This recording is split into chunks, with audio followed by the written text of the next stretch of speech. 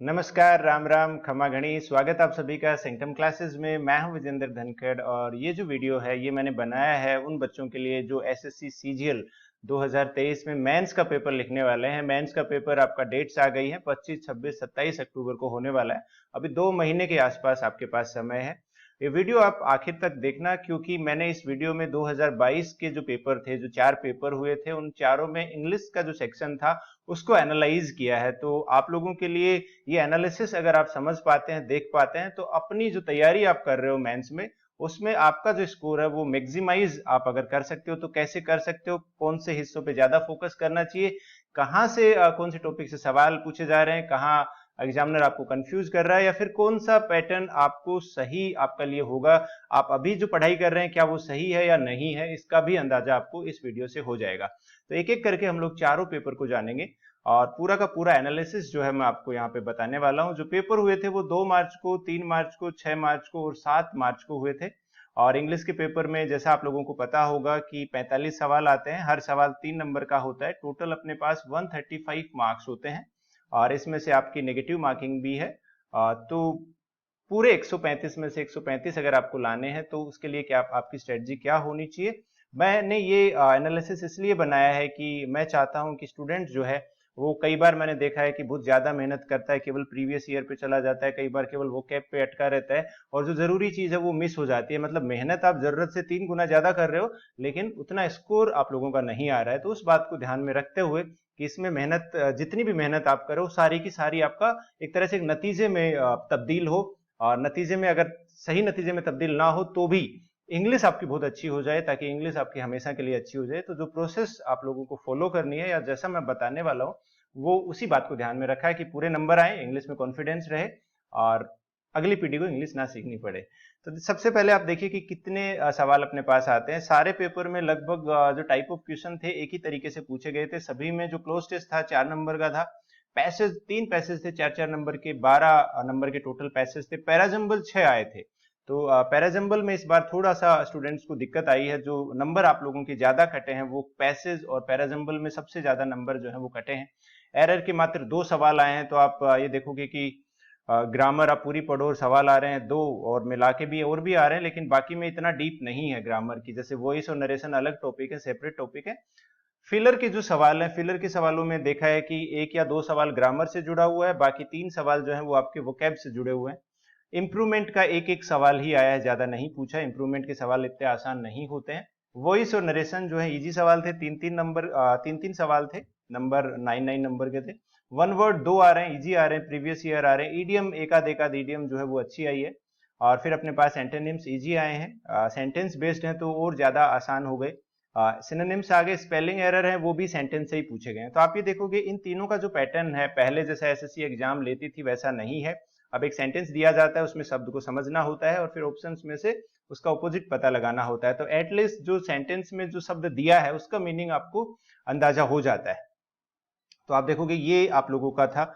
और इसमें अगर हम लोग देखें, फोकस अगर देखें तो किस टॉपिक पे ज्यादा फोकस था, तो वो आपको मैं यहाँ पे बता दूं। मैंने ग्रामर के सारे सवाल देखे थे और आपको ये भी मैं बता दूं कि आप इस चैनल को लाइक शेयर सब्सक्राइब जरूर कर लीजिए, क्योंकि बहुत सारे वीडियोस मैं आप लोगों को यहाँ पे प्रोवाइड करवाने वाला हूँ जिसमें आपको मदद मिलेगी 100%। ज्यादा टाइम हम लोग नहीं लेते हैं वीडियोज में, टू द पॉइंट बात करते हैं। तो आपके लिए 100% इफेक्टिव, एक एक मिनट आपके लिए इस वीडियो में जो है वो काम की रहेगी।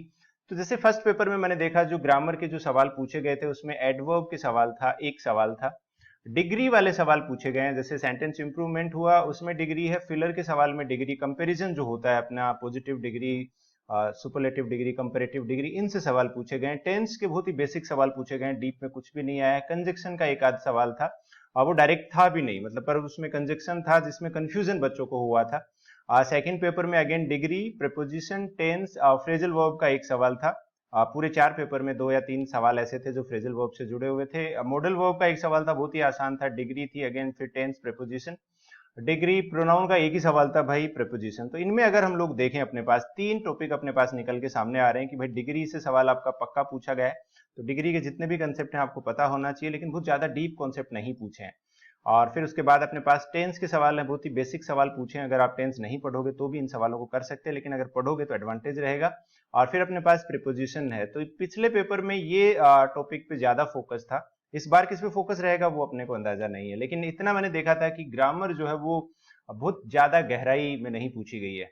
और अगर ओवरऑल कैटेगराइज करते हैं हम लोग तो कॉम्प्रीहेंशन के जो सवाल थे, जैसे 4 क्लोज टेस्ट के थे, 6 पैराजम्बल थे और 12 अपने पास क्या थे, पैसेज के, तो टोटल नंबर 22 होता है। लेकिन आप ये देखोगे कई बार ऐसा होता है कि फिलर का सवाल आ गया, सेंटेंस फिलर आ गया, जिसमें चारों ऑप्शन आपको आते हैं लेकिन आपका सवाल सही नहीं हो रहा है, तो वो जो सवाल होता है वो भी कॉम्प्रीहेंशन का ही माना जाता है कि वहां पे समझने में दिक्कत आ रही है, यूज करने में दिक्कत आ रही है। तो मैंने 22 सवाल बनते हैं, प्लस 2 सवाल मैंने और देख लिए कि बाकी में से 2 सवाल ऐसे हैं जो आप कॉम्प्रीहेंशन से कर सकते हैं। वोकैब के 12 सवाल थे, ग्रामर के 9 सवाल थे। अगर इससे देखा जाए तो आपको किस पे ज्यादा फोकस करना चाहिए, कॉम्प्रीहेंशन पे, वोकैब पे या ग्रामर पे, तो आपको देखो साफ यहाँ पे पता लग रहा है कि आधा पेपर जो है 50% जो है वो कॉम्प्रीहेंशन पे ही डिपेंड कर रहा है इस बार जो जैसा पेपर आया है। ग्रामर में अगर देखा जाए तो 3 और 3 6 सवाल वॉइस और नरेशन के बेसिक थे, केवल 3 सवाल आपके ग्रामर के आ रहे हैं जो डिटेल वाली ग्रामर के आते हैं वो। वोकैब जो है अपने पास 12 नंबर है, प्रीवियस ईयर ज्यादा थी या फिर प्रीवियस ईयर्स भी थी प्लस न्यूज़पेपर बेस्ड थी, कि बहुत बार ऐसा है कि सेंटेंस दिया है, सेंटेंस अपना नॉर्मल जैसे एरर का सेंटेंस है, न्यूज़पेपर से उठाया और उसको दे दिया, तो स्पेलिंग एरर आपको उसमें से निकालनी है, तो एक तरह से वो न्यूज़पेपर बेस्ड ही वोकैब थी। वोकैब भी जो अपने पास थी वो भी अपने पास न्यूज़पेपर बेस्ड थी, वहां से सीधा लाइन को उठाया गया न्यूज़पेपर की लाइन को। और जब हम पैसेज की बात करते हैं तो देखो मैंने एक एक करके पैसेज भी देखे थे कि कहाँ से पैसेज पूछा गया। जैसे 2 मार्च का जो पेपर आपका था उसमें 3 पैसेज आए थे। एक पैसेज था यूएस चाइना का जो बलून वाला मामला था कि चाइना का कोई बलून अमेरिका ने मार गिराया था, वो था। और एक इंडियन स्टूडेंट जो फॉरेन एजुकेशन के लिए जाते हैं, हायर एजुकेशन के लिए दूसरे देशों में जाते हैं, उससे जुड़ा हुआ था। एक बस जर्नी थी, ये एनसीईआरटी किताब से उठाया था। क्लोज टेस्ट था जो नोमैड्स के बारे में आया था अफ्रीका में। तो मैंने आप लोगों के लिए ये भी देखा है कि भाई पैसेज कहाँ से आ रहे हैं। एक न्यूज़पेपर रिपोर्ट थी आर्कियोलॉजी के बारे में। दूसरा जो पैसेज था 3 तारीख को वो एग्रीकल्चर रिपोर्ट थी, ये पीआईबी की वेबसाइट से लिया गया था, प्रेस इंफॉर्मेशन ब्यूरो जो गवर्नमेंट ऑफ इंडिया की वेबसाइट है। स्टोरी थी एनसीईआरटी क्लास 11 से ली गई थी। और प्लास्टिक बैग से लेके अपने पास जो था क्लोज टेस्ट आया था। आगे हम लोग देखें 6 मार्च का अपने पास आइंस्टाइन जो है अपने पास साइंटिस्ट थे, उनके बारे में था। सीबीएसई के एग्जाम जो होते हैं उनमें से पेपर को उठाया गया था इस पैसेज को। इसरो के बारे में था एक न्यूज 18 का। और फिर तीसरा जो पैसेज था वेटलैंड्स जो होती हैं, जो अपने पास झीलें होती हैं, नदियां होती हैं, उनके आसपास के जो इलाके होते हैं, वो एक एनजीओ को लेके अपने पास एक क्लोज टेस्ट था। फिर राइस एक्सपोर्ट की एक रिपोर्ट थी कि भारत से राइस जो है कौन कौन से देशों को कौन कौन सा राइस दिया जाता है, कैसे एक्सपोर्ट किया जाता है। एक एक्सप्लोजन जो हुआ था behind the sun, India Today से था, ये द दिल्ली गार्जियन एक न्यूज़पेपर है, इंडिया का ही है, ये कोई ज्यादा फेमस न्यूज़पेपर नहीं है शायद।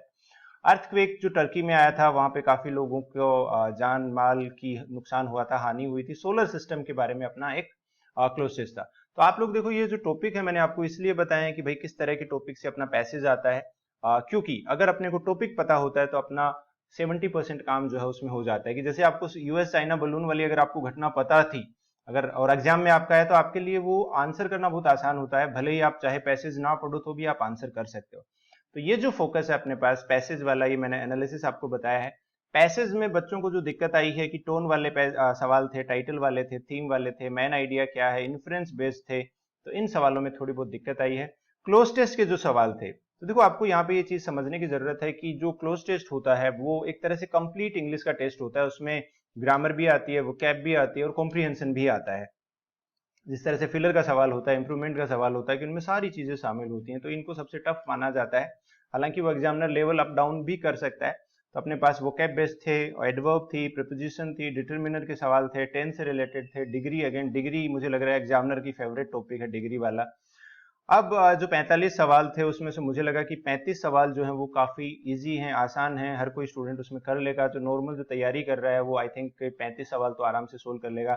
10 जो सवाल थे वो मीडियम टू टफ थे, किसी पेपर में पूरा का पूरा पेपर आसान था, किसी में थोड़े से टफ थे। तो आप लोगों की जो लड़ाई है या फिर आप लोगों की जो फाइट है वो अपने पास लास्ट के 5 या 7 सवालों पे आके टिक जाती है। ये सवाल जिस बच्चे के सही हो जाते हैं उसको वो टॉप पोस्ट भी मिल सकती है, और जिसके अगर ज्यादा 2 या 3 सवाल ज्यादा गलत हो गए तो वो पूरा कंपटीशन से बाहर हो सकता है और इतने नंबर ना आए जितने वो सोच रहा हो। कि कई बार पोस्ट भी नहीं मिलती है, कि कुछ भी पोस्ट अपने को नहीं मिलती है। तो आपको इंग्लिश में ये चीज देखनी होगी कि हमें तैयारी कैसी करनी है। अगर आप केवल प्रीवियस ईयर कर रहे हो तो आप उसका मतलब ये है कि केवल 35 नंबर की आप तैयारी कर रहे हो। तो आपको ये जो 10 नंबर की तैयारी है ये कैसे करनी है, ये थोड़ा सा मैं आपको यहाँ पे बताऊंगा कि अपना जो गेम है वो है कि जो ये 10 सवाल हैं उन 10 सवालों को अच्छा करना है। इन 10 में से अगर आप 9 नंबर लाते हो तो बहुत अच्छा है, और अगर आप इन 10 में से जैसे कि 7 लाते हो तो भी ठीक है, काम चल जाएगा, लेकिन 10 में से 6 ले आए तो नहीं चलेगा, फिर वो माइनस भी होंगे, उसमें से पीछे वाले में भी एक दो गलत हो सकता है। तो आपको ये जो 3 नंबर हैं या फिर पूरे नंबर हैं, मैं ये चाहता हूँ कि पूरे के पूरे लेके आओ। और एक जो पेपर का लेवल ऐसा नहीं है कि बहुत टफ है, मतलब इजी क्वेश्चन है लेकिन कंफ्यूजिंग है, तो आपको ये वाली चीज पे ध्यान रखना है कि इजी बट कंफ्यूजिंग वाला जो पेपर है वो है। कई बार ऐसा भी है कुछ बच्चों ने कि नया पैटर्न था, नई तरह के सवाल थे, तो उनको लगा कि यार इसका मैं क्या करूं। तो अपने पास एक जो नयापन जब हम देखते हैं तो एक नर्वसनेस होती है, जैसे कुछ बच्चे जो वीडियो देखेंगे उसमें नौकरी लग रहे होंगे, जब हम नए शहर में जाते हैं तो वहां की चीजें इतनी मुश्किल नहीं होती है, कि वो नर्वसनेस वाली बात होती है। तो वो कॉन्फिडेंस की कमी की वजह से भी कई बार सवाल गलत होते हैं, ऐसा नहीं है कि आता नहीं है, लेकिन फिर भी कुछ एक मिस्टेक कुछ बच्चे कर लेते हैं। तो अब मैं आप लोगों को जो यहाँ पे बता रहा हूँ, ऊपर एनालिसिस मैंने आपको समझा दिया, कहाँ से पेपर आया, आप अपने तरीके से भी तैयारी कर सकते हैं, ऐसा नहीं कि मेरी बात सुने। तो मुझे जो है कि अपने पास मेरा जो सजेशन होगा आप लोगों के लिए कि कॉम्प्रीहेंशन पे फोकस करना है। आपने देखा 24 सवाल 45 में से आपके सीधा कॉम्प्रीहेंशन से आ रहे हैं। इन 24 में से 24 अगर आप लेके आते हैं तो बाकी काफी सारे आसान सवाल होते हैं, बाकी आप आराम से कर सकते हो। तो आपको जो फोकस है पूरा का पूरा इन 24 में से 24 लाने पे करना है, कि यहाँ पे आपकी गलती नहीं होनी चाहिए। तो इसके लिए अपने पास है कि आपको रीडिंग जो है वो करनी है, रीड फॉर अंडरस्टैंडिंग। तो आप जो भी रीडिंग कर रहे हो वो समझने के लिए करो, क्योंकि एक एक सेंटेंस, एक एक बात, एक एक शब्द मायने रखता है। आपको जो न्यूज़पेपर की भाषा है, जो न्यूज़पेपर की वोकैब है, वो आपको बहुत अच्छे से समझ आनी चाहिए, क्योंकि पूरा का पूरा न्यूज़पेपर, आपका एग्जाम का जो पेपर है वो न्यूज़पेपर पे ही आधारित है, ऐसा मुझे लग रहा है। तो अगर आप न्यूज़पेपर से अलग हो, अगर रीडिंग नहीं कर रहे हैं, तो आप ये समझ लो कि फिर आपको आप तैयारी कर ही नहीं रहे हो, ऐसा मेरा मानना है। आपको जो भी प्रैक्टिस करनी है वो डाउट क्लियरिंग के साथ करनी है। ये सिंपल, मैं ये वही बात है जो हर वीडियोज में बोलता हूँ कि डाउट क्लियरिंग ज्यादा जरूरी है। कि जैसे मान लो आपने पेपर सोल्व किया, आपको 42 नंबर आ गए 45 में से, आप खुश हो, लेकिन जो 3 नंबर नहीं आए हैं वो क्यों गलत हुए हैं वो आपने नहीं सीखा। और 42 में से भी ऐसा हो सकता है कि 5 सवाल आपके तुक्के से सही हो गए, मतलब आपको नहीं पता था सही होगा कि नहीं होगा, पर हो गया, तो उसमें हमें खुशी हो जाती है कि यार मेरे इतने नंबर आ गए। लेकिन ये भी आपको देखना है कि वो 5 सवाल क्यों सही हुए हैं। तो ये एक जो पोस्ट एनालिसिस होता है मॉडल पेपर्स का या मॉक टेस्ट का, वो करना जरूरी है। तो इस पे ज्यादा फोकस करना कि हर एक छोटी छोटी चीज है वो सीखना। कई बार होता है कि वो सीखी हुई चीज याद रह जाती है और फिर वो एग्जाम में दोबारा सीखने की जरूरत नहीं पड़ती है। जैसे मॉक टेस्ट में फायदा क्या होता है, यही होता है कि जो गलती करते हैं और वो गलती जब आप सीखते हो तो फिर आप उस गलती को दोहराते नहीं हो। न्यूज़पेपर वोकैब जो होती है वो काफी है, और प्रीवियस ईयर वोकैब भी काफी है। तो ये वाला पार्ट सभी बच्चे कर लेते हैं, बुक वगैरह मंगवा लेते हैं। न्यूज़पेपर वाली वोकैब है उसको अलग से याद नहीं करना है, रीडिंग के साथ याद करना है। तो इसको भी ध्यान रखना है कि रीडिंग के साथ याद रखना है, ऐसे अलग से नहीं देखना है कि रीडिंग के साथ, समझने के साथ जो लिखा है न्यूज़पेपर में वैसे ही उस वोकैब को समझना है। और फिर अपने पास ये जो 3 टॉपिक हैं जो हमने हाईलाइट किए कि प्रीपोजिशन अच्छे से सीखनी है, टेंस जो है उसमें गलती नहीं होनी चाहिए, माइनर चीजें थोड़ी पता होनी चाहिए, डिग्री जो है ये तो सीख लो भाई, एग्जामिनर को ऐसा लगता है कि डिग्री ही ग्रामर है तो वो सारे सवाल डिग्री से पूछ रहा है। बेसिक फ्रेजल वर्ब्स हैं वो भी आपको आनी चाहिए, क्योंकि बेसिक फ्रेजल वर्ब मैं इसलिए बता रहा हूँ कि कई बार पैसेज में फ्रेजल वर्ब दे दी होती है और हम लोग उसका सही मीनिंग नहीं समझ पाते हैं, और फिर वो समझने में गलती हो जाती है, फिर अपना सवाल गलत हो जाता है। तो अपनी बेसिक अंडरस्टैंडिंग के लिए जो जरूरी चीजें हैं उन पे आप फोकस करिए। अगर आप इन चीजों पे या इन बातों पे फोकस आप नहीं कर रहे थे तो आपको करना चाहिए। ये मेरी आपको सजेशन है, और ये एक एनालिसिस है कि भाई ऐसा पेपर आया था, ऐसा पेपर आएगा, और इस तरह की तैयारी आपको होनी चाहिए।